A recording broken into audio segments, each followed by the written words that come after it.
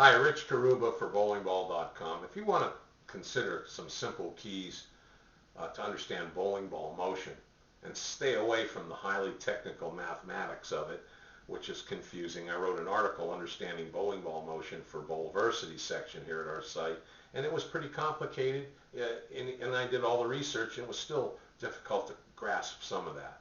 Let the scientists do their job. Us as bowlers, what we need to do is, when we choose a new ball, is start with the end in mind. Establish how much you want to see the ball react from the break point to the pocket, how much angle of entry you want to see from what you normally develop from the give and release technique that you use. Choose a ball with sufficient track flare to match the desired back end motion, ball motion that you seek.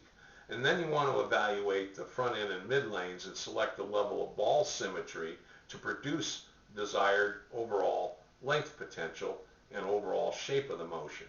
A symmetric ball will typically give you more back end, a longer skid, and the asymmetric ball. The symmetric ball will start a little sooner and arc a little more evenly and have a more controllable ball motion for you.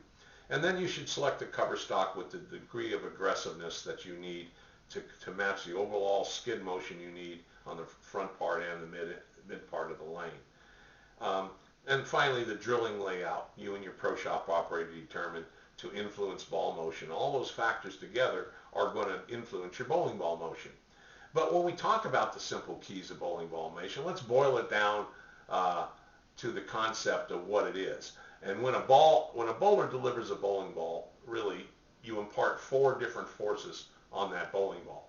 Your initial ball speed, your initial rev rate, your initial ball axis tilt, and the axis of rotation. Those are all the things that you do as a bowler. And these factors plus the location of the PAP, the positive axis point, help the pro shop pinpoint a delivery style in preparation to drill your next bowling ball. So you can lay the bowling ball out to get the motion you seek. Now, as a ball travels down the lane, it's important to know there's really three phases and two transitions, and this motion happens as follows. The skid phase is the first transition when the ball goes from skid to hook.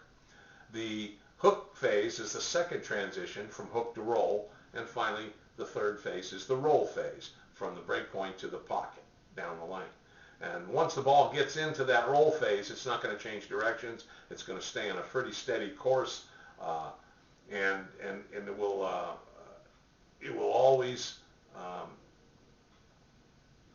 always create a consistent angle of entry is what I'm trying to say. The angle of entry will remain the same until the ball hits the pin. So once it's established, once the ball motion is established, it's given angle of entry. Angle of entry, anywhere from 4 to 6 degrees is most common to get a good pin carry and to be a reliable angle of entry into the pocket. So those are some of the factors of ball motion, but you as a player, myself as a player, what we need to do is, if we're going to select a new bowling ball, we got to start with the end in mind and visualize the motion we want and proceed from that point in choosing a ball construction, the cover stock, the drilling layout, and then of course we try to match it to the lane conditions we most frequently encounter. That's the key to success in understanding ball motion. I hope some of these points we've discussed today will help you in doing so. Thank you.